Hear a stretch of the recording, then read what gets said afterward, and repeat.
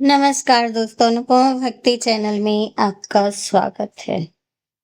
ज्ञान विज्ञान त्रिदात्मा कुतस्थो विजयनेन्द्रिय युक्ता युत्थिच्यते योगी समलोष्टकमाश अंतः। वह व्यक्ति आत्म साक्षात्कार को प्राप्त तथा योगी कहलाता है जो अपने अर्जित ज्ञान तथा अनुभूति से पूर्णतः संतुष्ट रहता है। ऐसा व्यक्ति अध्यात्म को प्राप्त तथा जितेंद्रियों कहलाता है। वह सभी वस्तुओं को, चाहे वे कंकड़ हो, पत्थर हो या फिर सोना, एक समान देखता है। कोई भी व्यक्ति अपनी दूषित इंद्रियों के द्वारा श्री कृष्ण का नाम, रूप, गुण तथा उनकी लीलाओं को, दिव्य प्रकृति को नहीं समझ सकता। भगवान को दिव्य सेवा से पूरित होने पर ही कोई उनके दिव्य नाम, रूप, गुण तथा लीलाओं को समझ सकता है। श्री भागवत गीता कृष्ण भावनामृत का विज्ञान है। मात्र संसारी विद्वता से कोई कृष्ण भावना भावित नहीं हो सकता। इसे विशुद्ध चेतना वाले व्यक्ति का सानिध्य प्राप्त होने का भी सौभाग्य मिलता है, क्योंकि वह विशुद्ध भक्ति से तुष्ट रहता है। अनुभूति ज्ञान से वह पूर्ण बनता है। श्रीहनि मंत्रायुधानि शिन्माध्यमस्थे यस्य बन्धुषु साधुध्वपि च पापेषु संबुद्धि विशिष्यते। जब मनुष्य निष्कपट हितैषियों के प्रिय मित्रों, तटस्थों, मध्यस्थों, ईर्ष्यालुओं, शत्रुओं तथा मित्रों, पुण्यात्माओं एवं पापिनों को समान भाव से देखता है तो वह और भी उन्नत माना जाता है। योगी योनित सत्पात्मानां रहसि स्थित एकाकी यत चितात्म निराशीर परिग्रह। योगी को चाहिए कि वह सदैव अपने शरीर, मन तथा आत्मा को परमेश्वर से लगाए, एकांत स्थान में रहे। वही सावधानी के साथ अपने मन को बस में करे। उसे समस्त आकांक्षाओं तथा संग्रह भाव की इच्छाओं से मुक्त होना चाहिए। कृष्ण की अनुभूति ब्रह्म, परमात्मा तथा श्री भगवान के विशिष्ट रूपों से होती है। कृष्ण भावनामृत का अर्थ है भगवान को दिव्य प्रेम भक्ति में निरंतर पवित्र है। किंतु जो लोग निराकार ब्रह्म अथवा अंतर्यामी परमात्मा के प्रति आसक्त होते, वे भी आंशिक रूप में कृष्ण भावना भावित है, क्योंकि निराकार ब्रह्म कृष्ण को आध्यात्मिक किरण है और परमात्मा कृष्ण का सर्वव्यापी आशिक विस्तार होता है। इस तरह निर्वेशवादी तथा ध्यान योगी की अपरोक्ष रूप से कृष्ण भावना भावित होते हैं। इतने पर भी इन सबों को अपने अपने कार्य में निरंतर लगे रहने का आदेश दिया जाता है, जिससे वे देर सवेर परम सिद्ध प्राप्त कर सके। योगी का पहला कर्तव्य है कि वह कृष्ण पर अपना ध्यान सदैव एकाग्र रखे और सदैव कृष्ण का चिंतन करना चाहिए। एक क्षण के लिए भी उन्हें नहीं भूलना चाहिए कि परमेश्वर में मन की एकाग्रता को समाधि कहलाती है। मन को एकाग्र करने के लिए सदैव एकांतवास करना चाहिए और बाहरी उपद्रव को बचाना चाहिए। योगी को चाहिए कि अनुकूल परिस्थितियों को ग्रहण करे और प्रतिकूल परिस्थितियों को त्याग दे।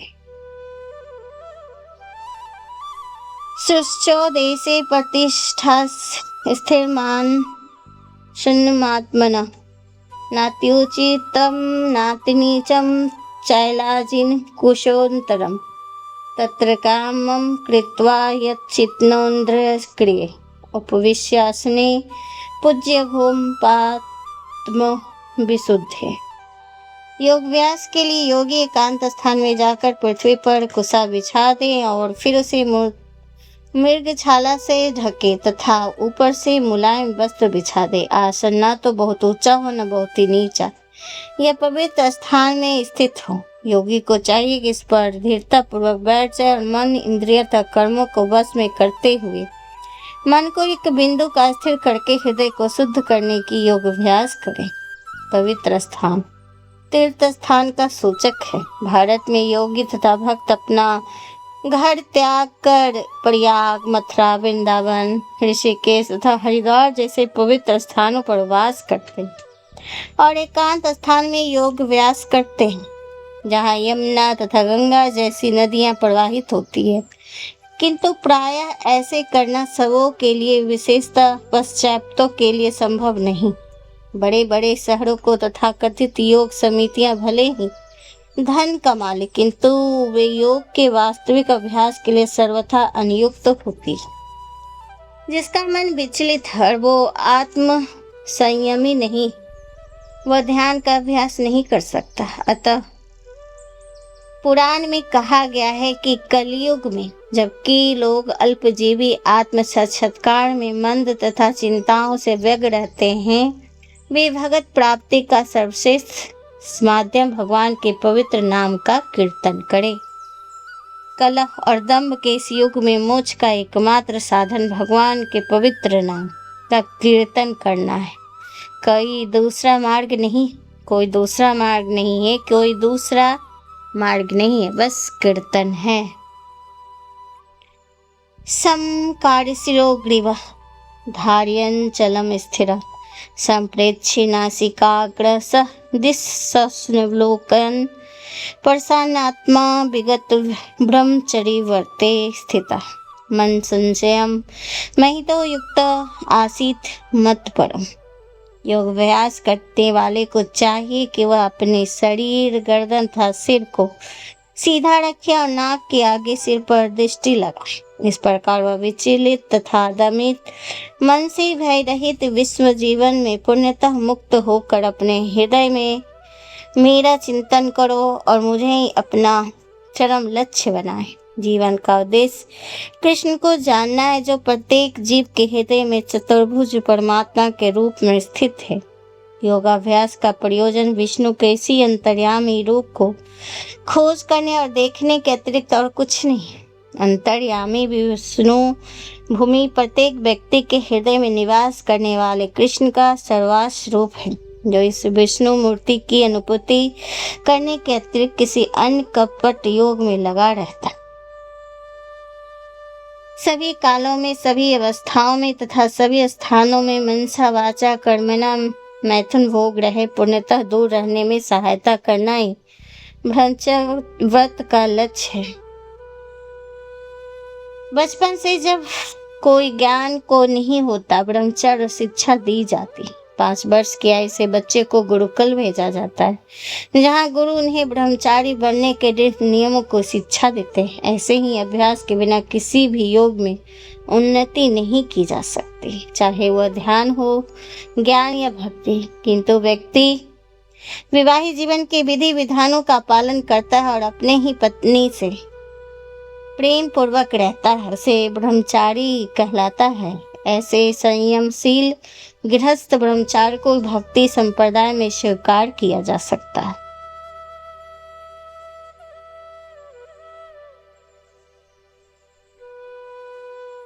युग्नेव सदात्मानं योगी नियतमानसः शांति निर्माण परमा मत्सम स्थामदि गच्छसे। इस प्रकार शरीर, मन तथा कर्म में निरंतर संयम का अभ्यास करते हुए संयमित मन वाले योगी इस भौतिक अस्तित्व की समाप्ति पर भागवत धाम की प्राप्ति होती है। जब योग अभ्यास के चरम लक्ष्य का स्पष्टीकरण किया जा रहा है, तो अभ्यास किसी भौतिक सुविधा की प्राप्ति के लिए नहीं किया जाता। उसका उद्देश्य भी भौतिक संसार में विरक्त प्राप्त करना है। जो कोई इससे द्वारा स्वास्थ्य लाभ चाहता है या भौतिक सिद्धि प्राप्त करने का इच्छुक होता है, वह भगवत गीता के अनुसार योगी नहीं, ना ही भौतिक अस्तित्व का समाप्ति का अर्थ सुन में प्रवेश, क्योंकि वह कपोल कल्पना है। भगवान को सृष्टि में कहीं भी शून्य नहीं।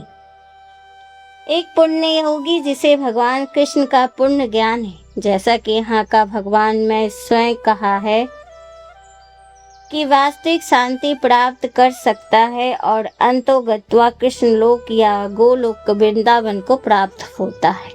ये सब ब्रह्म संहिता में स्पष्ट उल्लेख है। गोलोक एवं निवासस्य खिलात्मभूत, यद्यपि भगवान सदैव अपने धाम में निवास करते हैं, जिसे गोलोक कहते हैं। तो भी अपने परम आध्यात्मिक शक्तियों के कारण। सर्वव्यापी ब्रह्म तथा अंतर्यामी परमात्मा है। कोई भी कृष्ण तथा विष्णु के रूप में उनके पूर्ण विस्तार को सही सही जानने बिना बैकुंठ या भगवान के नित्य धाम गोलोक वृंदावन में प्रवेश नहीं कर सकता है। कृष्ण भावना भावित व्यक्ति को पुण्य योगी, क्योंकि उनका मन सदैव कृष्ण के कार्यकलापों में तल्लीन रहता है। सहवे मन कृष्ण पद विंदयो। नाट्य सतस्तु योगी स्थित चैन का हंतमसत न शांति स प्रश्नशीलस्य जागृतो नेव चार जोड़ना। हे अर्जुन, जो अधिक खाता है या बहुत कम खाता है, जो अधिक सोता है अथवा जो पर्याप्त नहीं सोता, उसके योगी बनने का कोई संभावना नहीं है। यहाँ पर योगियों के लिए भोजन तथा नींद के नियमों की संतुलित की गई है। अधिक भोजन का अर्थ है शरीर तथा आत्मा को बनाए रखने के लिए आवश्यकता से अधिक भोजन करना। मनुष्य को मांसाहार करने की आवश्यकता नहीं है, क्योंकि प्रचुर मात्रा में अन्न, साग, फल तथा दुग्ध उपलब्ध है। ऐसे सादे भोज्य पदार्थ भगवत गीता के अनुसार सतोगुण माने जाते हैं। मांसाहार तो तमोगुण के लिए है। अतः जो लोग मांसाहार करते हैं, मद्यपान करते हैं, धूमपान करते हैं और कृष्ण को भोग लगाए बिना भोजन करते हुए पाप कर्मों को भोग करके, क्योंकि केवल दूषित वस्तुएं खाते हैं, अपने लिए भोजन बनाता है किंतु कृष्ण को भोजन अर्पित नहीं करता है, वह केवल पाप खाता है। जो पाप खाता है वह नियत मात्रा से अधिक भोजन करता है। युक्ताहार विहारस्य युक्तचेष्टस्य कर्मसु युक्तस्य प्रबोधस्य योगी भवति दुःखः। जो खाने, सोने, अमोद प्रमोद तथा काम करने की आदतों में नियमित रहता है, योग अभ्यास द्वारा समस्त भौतिक कलेश को नष्ट कर सकता है। खाने, सोने, रक्षा करने तथा शरीर के आवश्यकताएं अति करने से योग अभ्यास की प्रगति रुक जाती है। जहाँ तक खाने का प्रश्न है, इस प्रसाद या पवित्रकृत भोजन के रूप में निहित बनाया जा सकता है। भगवत गीता के अनुसार भगवान कृष्ण को साग, फूल, फल, अन्न, दुग्ध आदि भेंट किए जाते हैं। इस प्रकार एक कृष्ण भावना भावित व्यक्ति को ऐसा भोजन न करने का सतत परीक्षण प्राप्त रहता है जो मनुष्य के खाने योग्य नहीं होता, सतोगुणी नहीं होता है। यहाँ तक कि सोने का प्रश्न है। कृष्ण भावना भावित व्यक्ति कर्म करने के लिए निरंतर सतर्क रहता तथा निद्रा में भी व्यर्थ समय नहीं गवाता। यदा विनियतम चिंतमात्स्नवेवावर्निशते निष्पृहः सर्वकामेभ्यो युक्तो तदा। जब योगी योगाभ्यास द्वारा अपने मानसिक कार्यकलापों को बस में कर लेता है और अध्यात्म में स्थिर हो जाता है, समस्त भौतिक इच्छाओं के रहित हो जाता है, तब योग में सुस्थिर कहा जाता है। साधारण मनुष्य की तुलना में योगी के कार्यों में विशेषता होती है। समस्त भौतिक इच्छाओं से मुक्त रहता है। स्मरण द्वारा भगवान के चरण कमलों में मन को स्थिर नहीं कर लिया जाए, तब तक ऐसे दिव्य कार्य व्यवहारिक नहीं बन पाते। तब भगवान की भक्ति में इन विहित कार्यों को अर्चन कहते हैं, जिसका अर्थ है समस्त इंद्रियों को भगवान की सेवा में लगाना। इंद्रियों तथा मन को कुछ न कुछ कार्य चाहिए, कोरा निगड़ा व्यवहारिक नहीं। यथा दीपो निवास्थतो नेगन्ते संपास्थु अस्मृता योगिनी यथा चित्तस्य युक्तो योगात्मनः। जिस प्रकार वायु रहित स्थान में दीपक खिलता डोलता नहीं, उसी तरह जिस योगी का मन बस में होता है वह आत्म तत्व के ध्यान में सदैव स्थिर रहता है। तो दोस्तों, आज की जानकारी आपको कैसे लगी? हम अभी ध्यान योग में हैं, 6ठे अध्याय में गीता भागवत के। अगर आपको ये पसंद आए तो मेरे वीडियो को शेयर कीजिए। धन्यवाद। नमस्कार।